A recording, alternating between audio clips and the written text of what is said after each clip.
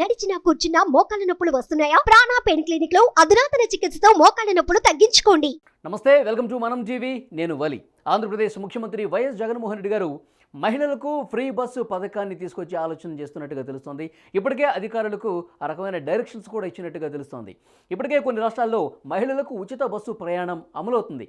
కర్ణాటకలో కాంగ్రెస్ పార్టీ అధికారంలోకి వచ్చిన వెంటనే దీన్ని అమలు చేశారు. ఎందుకంటే ఎన్నికల ప్రచారంలోనే గ్యారంటీలుగా దీన్ని ప్రకటించి అమలు చేస్తున్న పరిస్థితి మనం చూస్తున్నాం. ఇక్కడ తెలంగాణలో కూడా మహాలక్ష్మి పథకాన్ని తీసుకొచ్చారు. ఈ మహాలక్ష్మి పథకంలో భాగంగా ఫ్రీ బస్సు పథకాన్ని కాంగ్రెస్ పార్టీ తీసుకొచ్చింది. అధికారంలోకి వచ్చిన వెంటనే దాన్ని కూడా అమలు చేస్తున్న విషయం తెలిసిందే. సో కొంత సానుకూలమైనటువంటి ప్రభావం ఎలక్షన్స్లో కనిపిస్తుంది. నిజంగా కాంగ్రెస్ పార్టీకి ఇచ్చినటువంటి గ్యారంటీల్లో ఈ పథకం కూడా ఉంది కాబట్టి మహిళలు కొంత సానుకూలత వ్యక్తం చేస్తున్నారు. మహిళలకి ఇదొక పాజిటివ్ పరిస్థితి కనిపిస్తుంది. ఈ నేపథ్యంలో ఆంధ్రప్రదేశ్ ముఖ్యమంత్రి వైఎస్ జగన్మోహన్ రెడ్డి గారు కూడా ఈ పథకం తీసుకొస్తే మహిళలకి కొంత మంచి చేసిన ఉద్దేశం కనిపించే అవకాశం ఉంటుంది. ఇప్పటికే ఎన్నో మంచి సంక్షేమ కార్యక్రమాలు అమలు చేస్తున్నాం కాబట్టి మహిళలకి ఈ పథకాన్ని కూడా తీసుకొస్తే మరింత మేలు జరిగే అవకాశం కనిపిస్తుంది. పార్టీకి కూడా ఎలక్షన్స్లో ఒక మంచిగా ఉపయోగపడే పథకంగా దీన్ని చూడొచ్చని జగన్ గారు భావించినట్టుగా తెలుస్తుంది. అధికారులు కూడా ఆ రకమైన ఆదేశాలు ఇచ్చినట్టుగా మనకి సమాచారం వస్తుంది. అయితే ఆంధ్రప్రదేశ్లో ప్రస్తుతం పరిస్థితి ఏ విధంగా ఉంది? బస్సులో మహిళలు ఎంతమంది ప్రయాణం చేస్తూ ఉన్నారు? ప్రభుత్వం మీద ఎంత భారం పడుతుంది? ఈ విషయాలన్నీ కూడా ఒకసారి నేను మీకు చెప్పే ప్రయత్నం చేస్తాను. ఆంధ్రప్రదేశ్లో ప్రతిరోజు కూడా 40 లక్షల మంది ప్రతిరోజు ప్రయాణం చేస్తారు. అయితే మహిళలు వచ్చేసరికి 15 లక్షల మంది ప్రయాణం చేస్తారని ఒక సమాచారం. 15 లక్షల మంది ప్రయాణం చేస్తే యాక్చువల్గా రోజుకి 16 కోట్ల రూపాయల ఆదాయం ఆర్టీసీకి వస్తుందండి. ప్రతిరోజు 16 కోట్ల ఆదాయం వస్తుంది.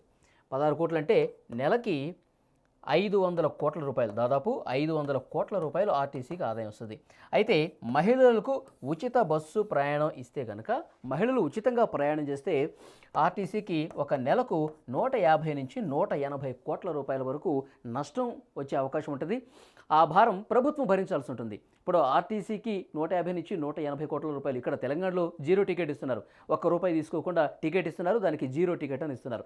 ఆంధ్రప్రదేశ్లో కూడా ఈ విధంగా ఇంప్లిమెంట్ చేస్తే కనుక 150 నుంచి 180 కోట్ల రూపాయలు ప్రతి నెల నష్టపడే అవకాశం ఉంటుంది. దీన్ని ప్రభుత్వం రీయింబర్స్ చేసి ఎంత నష్టం అయితే వచ్చిందో ఆ నష్టం మొత్తం కూడా మళ్ళీ ఆర్టీసీకి ప్రభుత్వం ఇస్తుందన్నమాట. సో ఆర్టీసీకి వచ్చే నష్టం ఏం లేదు, ప్రభుత్వం ఆ భారాన్ని భరిస్తుంది కాబట్టి.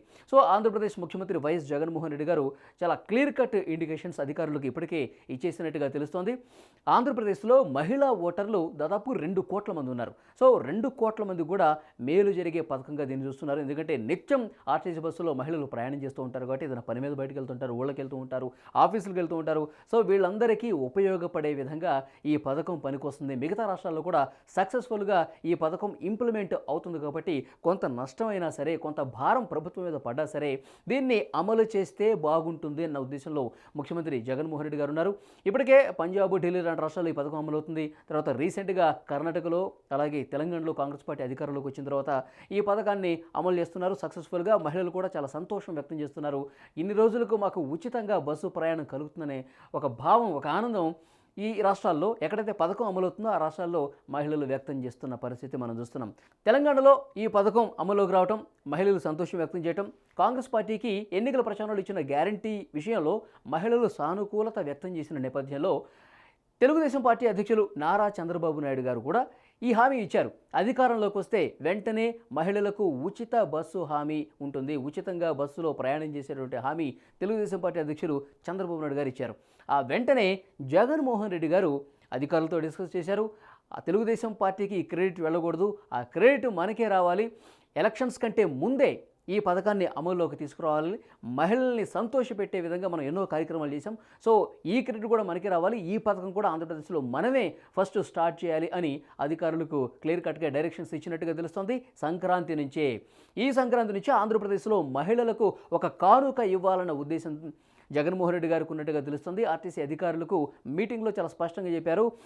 సంక్రాంతి నుంచి మహిళలకు ఉచితంగా బస్సు ప్రయాణం ఉండే విధంగా ఎలాంటి నిబంధనలు ఉండాలి, ఎలాంటి బస్సుల్లో ప్రయాణం చేసే అవకాశం కల్పించాలి, తర్వాత మహిళలు బస్సులో ప్రయాణం చేసేటప్పుడు ఎలాంటి ఇబ్బంది కలగకుండా బస్సులు ఏమైనా పెంచాలా, సో దీన్ని మొత్తం ఒక ముసాయిదా తయారు చేయాలని చెప్పి క్లియర్ కట్గా అధికారులకు స్పష్టం చేసిన పరిస్థితి ఉంది.